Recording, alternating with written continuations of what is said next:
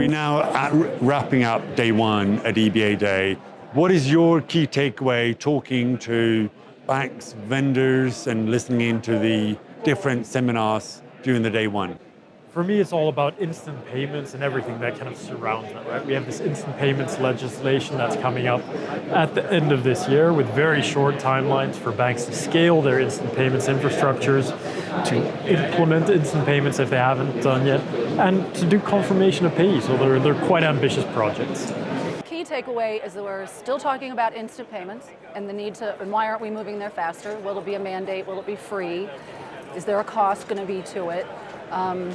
How do we do the cross-border stuff is continuously friction point. A lot of ISO conversations. You know, Europe's farther advanced than a lot on the ISO front.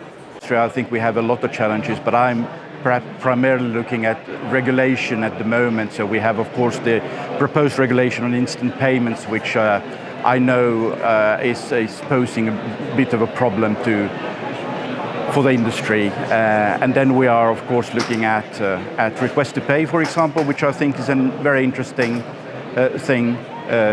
And then PSD3, of course, which is where the proposal is coming very, very soon.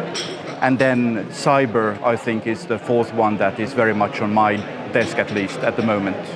So with instant payment, I mean, we see now across Europe, 15-16% of credit transfers being instant. What would it take to dramatically increase that number, you think? I think one natural effect of the regulation is to push that volume up naturally. But I think it will be quite a rocky road. It's not happening because of customer demand. So there will be other things which will trigger the conversion to instant. It needs to be explained to both the banks and to the end user the value.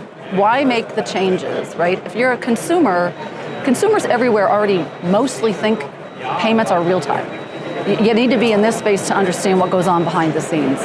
And I think the businesses are looking for the value because you want to have your cash flow managed better. You want to be able to post, but they're not necessarily getting the help they need with their systems and their technology, which may be on legacy platforms, which may not have the investment they need to actually, make the changes.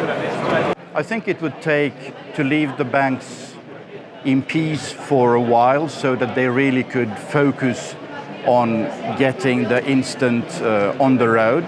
Now we are bombarded with different initiatives and regulatory and industry mandatory.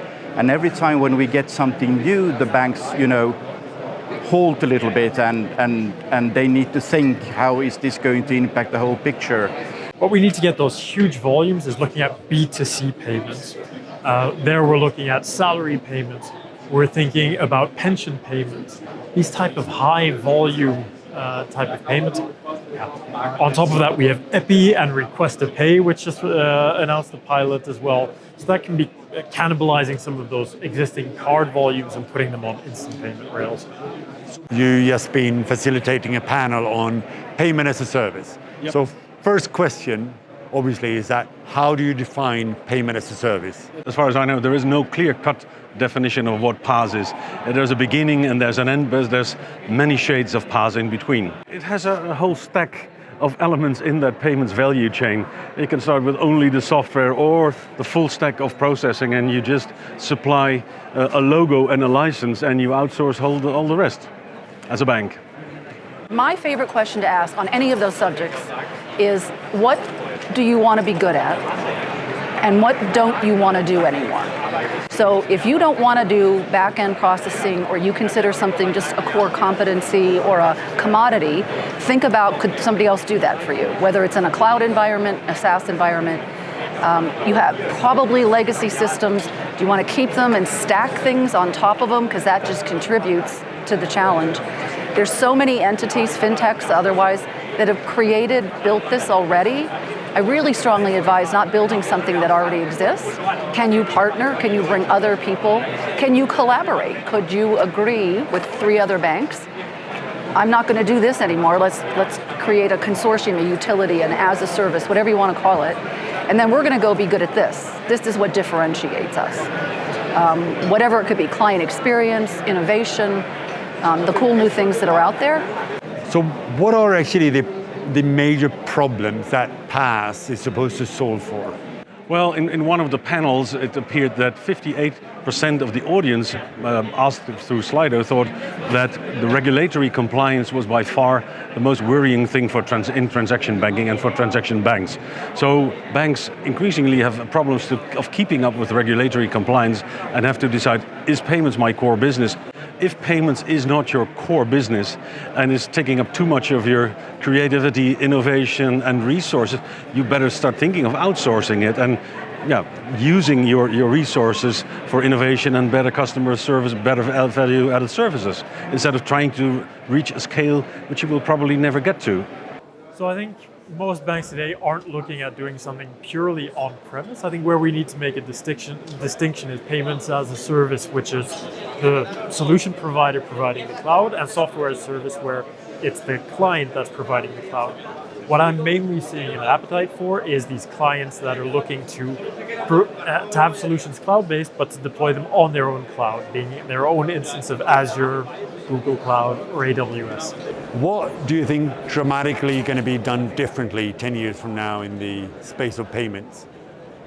In the space of payments, I think right now we're preoccupied with dealing with what the big changes we have. We often call it the perfect storm. We have ISO being implemented, and we have to adopt that. We have new regulations. We discussed about PSD3 and instant payments, but down the road, if we look further ahead, then we have interesting opportunities, I think, where we can actually see some effects of the new business economy emerging, with going from the ownership economy to usership economy. The subscription models is evolving, and I think that is going to change quite dramatically how people also pay, and for our kids, that they are actually not necessarily doing a payment. It will be something seamlessly happening in the background. We are going from the batch-driven kind of payments model to more interactive API-driven business models. So that will again trigger us to rethink, ISO and the sequential way of handling payment processing will need to be rethought again. Interesting new changes, but interesting opportunities.